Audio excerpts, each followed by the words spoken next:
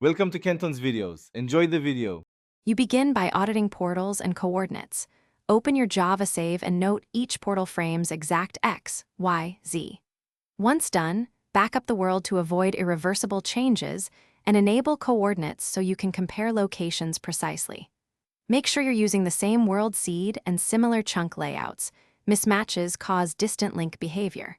You should also check for plugins or mods that alter teleport rules, because these are common hidden causes of incorrect portal linking.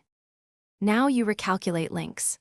In Java, take each overworld X and Z and divide by 8 to get the target Nether coordinates. Round to nearest whole block for placement. Once you have the spot, travel in the Nether to that coordinate and build the portal frame there, making sure the portal interior is within 1 to 3 blocks of the exact point so the game will prioritize it. Also clear a 16 times 16 area around both portals, so nearby portals don't claim the link.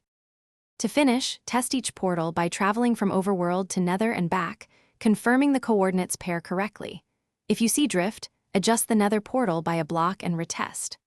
Once stable, lock the area with obsidian or build guided tunnels to prevent accidental portal creation nearby.